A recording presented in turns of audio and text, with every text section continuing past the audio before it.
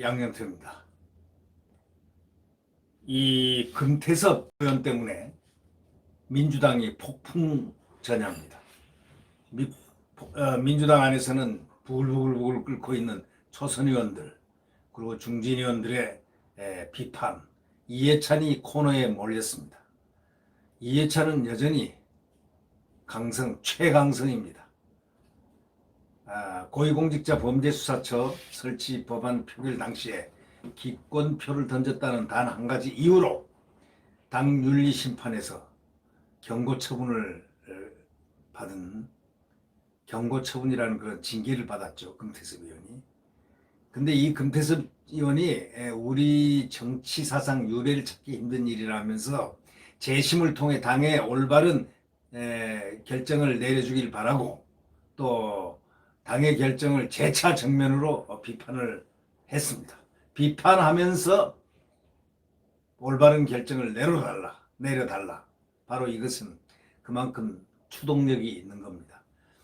민주당이 여태까지 지나오면서 민주당의 행태를 갖다가 단 한 가지로 아주 집약돼서 상징적으로 표현하는 것이 바로 금태섭 의원에게 내린 그런 가혹한 형벌입니다. 다시 말하자면 의회주의를 잘 신봉하고 의회주의를 아주 잘 모범적으로 수행했던 이 금태섭 의원에게 민주당 이해찬은 공천도 탈락시켰고 또 그것도 부족해서 윤리심판원을 통해서 다시 한번 징계를 내림으로써 다음번에 공천을 받을 수 있는 그러한 길까지 봉쇄하려는 그런 전략까지 구사했다는 아주 나쁜 지도자다라는 말들이 지금 민주당 내부에서 돌고 있는 것입니다.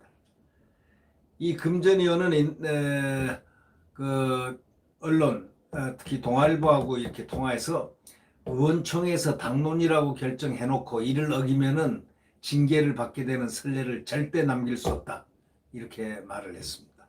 이 금태섭 의원은 정당이 소속 국회의원의 표결을 이유로 징계하는 것은 대단히 중대한 일이다. 이 정치활동하는 데서 지장이 없다거나 가장 가벼운 징계라고 얘기할 문제가 아니다.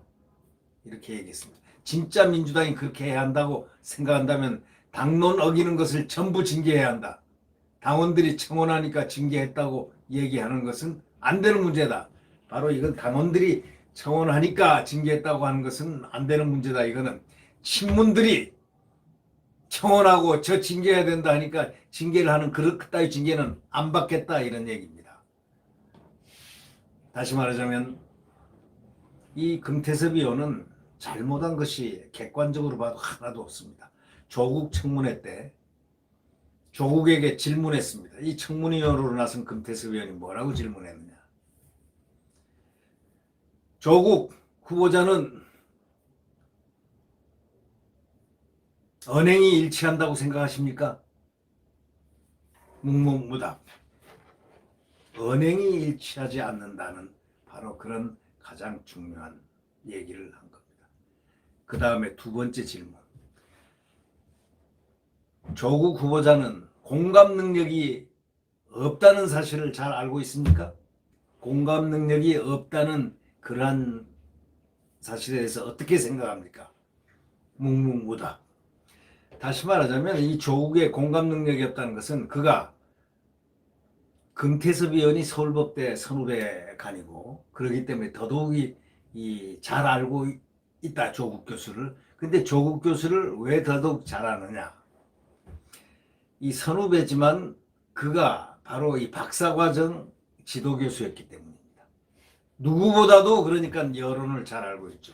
조국의 그 품성 자체가 벌써 두 가지 질문으로서 딱 드러나는 겁니다. 언행이 일치하지 않는다고 생각하지 않느냐? 그런 말이 있는데 어떻게 생각하느냐? 공감 능력이 없다고 하는데 어떻게 생각하느냐? 이 두 가지 질문을 해서 아주 미운 털이 박혀가지고 그 다음에 이 친문들 족바들한테 아주 많이 당했습니다. 네. 그 여파로 상당히 금태섭 의원은 이해찬한테 콕 찍혔겠죠. 미운털이 푹 박혔고. 그러던 차에 이 공수처는 이분이 법학도이고 또 법학 박사이기 때문에 이 자유헌법에, 이 지금 대한민국 헌법에 위배된다는 이 공수처를 절대로 설치할 수 없었고, 또 공수처란 거는 이거는 위헌이기 때문에 절대로 이건 해서는 안 되고 하는 그 나름대로의 법학적 논리, 그리고 이것이 옥상옥이 돼서는 안 된다. 검찰이 있는데 검찰권을 갖다가 장악하기 위해서 이런 식으로 옥상옥을 만들어 가지고 되겠느냐 하는 논리적인 바로 이 부분에서 토론도 하고 이런 과정을 겪어야 되는데 겪지도 않고 바로 그냥 패스트트랙으로 밀어가지고 밀어붙인 작년에 그 문희상이가 주도했던 그 국회 4+1의 괴물체, 그리고 야합을 냈던, 자, 선거 연동형 선거하고 그 다음에 그 공수처법하고 엿바꿔 먹었잖아요. 민주당하고 심상정하고. 그래서 심상정이 또 토사구팽까지 당했죠. 결국 정의당에 잘 올라가던 정의당이 완전히 꼬꾸라지는 그러한 계기를 준 것이 작년에 공수처법 패스트트랙 연동형 비례대표 엿바꿔 먹은 그 행위입니다. 그래서 그다음부터 정의당은 정의롭지 못한 당 이렇게 된 것입니다. 네, 정의를 위해서 조국이가 사퇴돼서 비판을 처음 했던 심상정이가 금방 이렇게 돌아갔죠. 또 공수처법도 위헌이라고 비판을 해놓고 또 금방 이렇게 돌아갔습니다. 그런 정의당을 보고 누가 정의당을 정의라고 생각하겠습니까? 그 결과가 선거 결과로 나타났습니다. 지역구는 딱 한 사람, 자기만 됐습니다. 심상정만 되고, 비례대표는 20석의 꿈을 갖고 그 짓을 했다가, 소위 연동형하고 공수처 엿바꿔 먹기를 했다가 토사구팽만 당하고 결국 작년에 지난번 선거에서 얻은 그 수보다 못한 그런 숫자를 얻었습니다. 자, 가장 미친 장사, 손해본 장사, 망할 장사를 한 심상정은 이제 물러났습니다. 그의 정치 생명도 아마 끝이 아닌가. 4+1과 함께 공수처법 연동형 비례대표 그것 때문에 이제 정치 생명이 이렇게 밑으로 싹 내려가는 이런 상태로 가지 않았나 하는데, 바로 이러이러한 이유들 때문에 공수처법, 그리고 또 공수처법을 표결할 때 기권을 했기 때문에 이제 2번 죽이는 겁니다. 처음 죽이는 거는 공천 탈락 시키고, 두 번째는 또 이해찬 무섭습니다. 그 다음에 징계까지 주고 말이죠. 그러니까 2번 죽이는 거예요. 넌 앞으로 절대로 여기 민주당에서 국회의원 안 돼, 공천 안 줘 하는 그런 얘기했습니다. 그런데 그 후폭풍이 만만치가 않습니다. 지금 초선들이 딱 보고 이건 아니네, 네? 어떻게 이럴 수가 있어 라고 지금 난리입니다. 당연하죠. 네. 금전위원회에 대한 징계는 개인의 문제에 국한된 것이 아니라 정당 민주주의에서 국회의원의 양심을 어디까지 허용할 것인가 라는 대단히 중요한 헌법적 문제라고 얘기를 합니다. 다시 말하자면 그 김혜영 최고위원이라고 젊은 최고위원이 있습니다. 이번에 국회의원이 부산에서 되지를 못했는데 항상 바른 말을 하는 분인데, 김혜영 씨가, 이분이 최고위원회에서 회의에서 헌법상 국회의원은 국가 이익을 우선하여 양심에 따라 직무를 행한다고 되어 있다. 금전위원회에 대한 징계는 개인의 문제에 국한된 것이 아니다. 정당 민주주의 하에서 국회의원의 양심을 어디까지 허용하나? 바로 이런 것이 중요한 헌법적 문제다 해가지고 지금 논란이 대단합니다.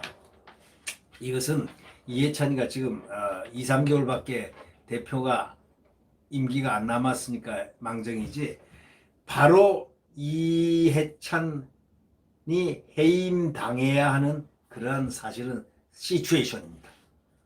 지금 이해찬을 향한 그 불만은 이 초선 의원들부터 시작해서 중진 의원들까지 도대체 해도 너무하네. 이런 움직임이 상당히 많습니다. 이 박용진 의원은 채널A에 출연해가지고 이렇게 얘기했습니다. 이번에 재선됐는데 초선 의원들 뇌리 속에서는 이 문제가 바글바글 끓고 있을 것이라고 얘기했습니다. 이 문제를 의원총회에서 얘기해봐야 한다 했고, 또 박범계는 소신이라는 이름으로 공수처를 지속적으로 반대하고 뭐 검찰주의적 대안을 뭐 공개적으로 제시했던 이런 식으로 이 박범계 의원은 무조건 이해찬을 갖다가 찬양하는 그런 의원입니다. 그런데 이 금태섭 의원 행위에 대해서는 평가가 있어야 한다. 뭐 이런 식으로 얘기를 했습니다. 민주당답게 징계를 또 거두는 게 낫지 않겠느냐. 뭐 이런 얘기도 하고 말이죠. 그런데 지금 민주당 하여튼 금태섭 의원이 아주 반듯한 사람인데, 반듯한 의회주의자인데 이 사람 징계로 인해서 헌법과 상충된다는 그러한 상황에서 지금 여당 민주당은 내홍을 겪고 있습니다. 아마 민주당도 과거의 열린민주당처럼 말이죠, 이렇게 쪼개질 가능성이 상당히, 열린우리당처럼 쪼개질 가능성이 지금부터 엿보이고 있습니다.